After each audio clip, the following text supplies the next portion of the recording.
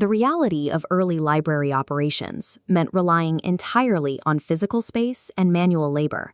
Managing millions of physical documents required staff to perform thousands of repetitive cataloging and retrieval tasks every single day. Tracking those materials depended on rigid paper records.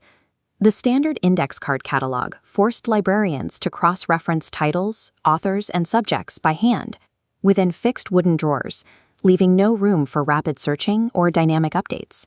The initial wave of digitization replaced those wooden drawers with standalone computer terminals.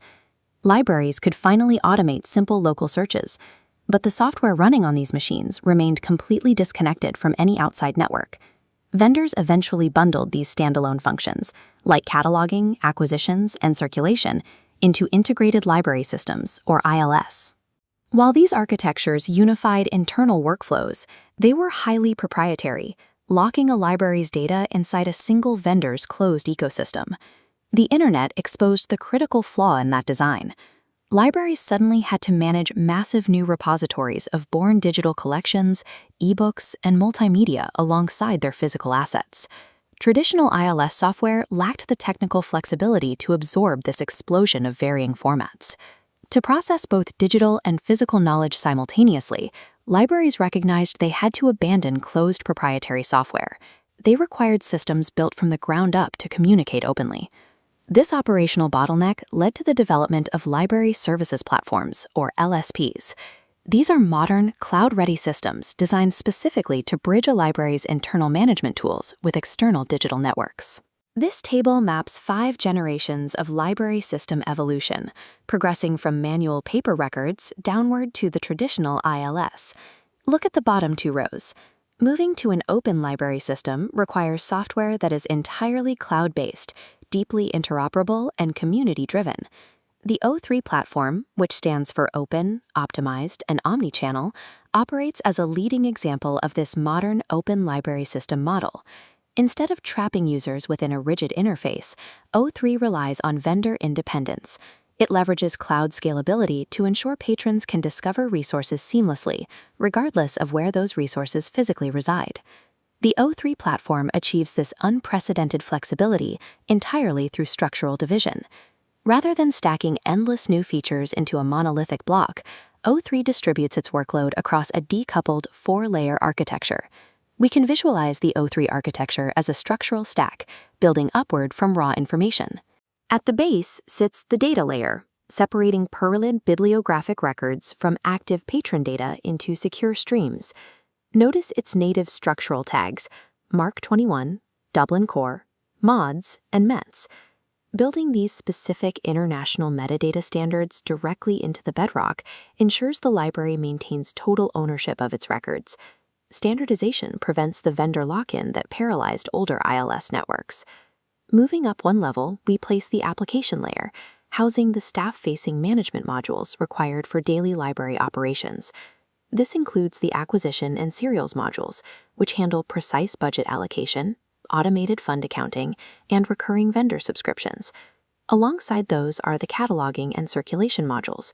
These govern authority control and process real-time physical transactions, like issues, returns, and automated patron reminders. By separating operational modules from the database, O3 eliminates redundant record creation. Every department performs its workflow against a single, unified source of truth. The third tier in this stack is the integration layer, the specific technical element defining an open system. It acts as a specialized communication bridge, passing data between O3's internal management modules and external global databases. Interoperability is achieved using RESTful APIs and legacy protocols like Z39.50, sharing resources across different platforms. To manage security, it authenticates users through LDAP and single sign-on before allowing any data packet to pass. This layer also executes OAI PMH, the Open Archives Initiative protocol for metadata harvesting. This allows the library to automatically ingest metadata from external institutional digital repositories, eliminating manual data entry. Piping isolated data from its foundation outward, the integration layer transforms the library system from an isolated vault into a highly connected network node. The fourth and final tier is the user experience and discovery layer. This represents the patron-facing front end. Traditionally, patrons used an OPAC simply to locate physical books. O3 treats the OPAC as a unified discovery module. Data from internal catalogs and external digital repositories all flow upward, converging into one single search interface. A user can apply faceted searching or receive personalized recommendations across physical and born digital streams. Finally, the system utilizes an analytics and reporting module, spanning vertically across all 4 architectural tiers. Because it taps into every layer, it generates comprehensive outputs, like real-time circulation statistics, digital collection usage, and granular departmental budget reports. This deep analytics and unified patron search are possible precisely because of the decoupled open data flow established in the bedrock layers below. Achieving proper long-term institutional alignment requires library administrators to carefully weigh these architectural benefits against alternative structural platforms. This chart presents a direct comparison of O3 against other prominent open-source library systems like Koha and Evergreen. If we examine the cloud support metrics, O3 is rated high for native readiness, whereas older open-source systems possess only moderate capabilities in modern cloud environments. We see similar distinctions in discovery integration and API support, where O3 takes an advanced, extensive approach compared to the moderate support of its predecessors. Extensive API support and cloud scalability dictate how easily a system can adapt to future software. They are the primary metrics for long-term viability in any digital transformation project. Koha and Evergreen pioneered the open-source library movement, but O3's decoupled API-heavy architecture makes it the optimal choice for modern cross-platform interoperability. However, technical superiority does not guarantee a frictionless transition. Implementing an open library system introduces harsh operational realities. The primary technical hurdle is system migration. Extracting massive volumes of catalog data from old proprietary formats and converting it to fit O3's open standards is incredibly complex.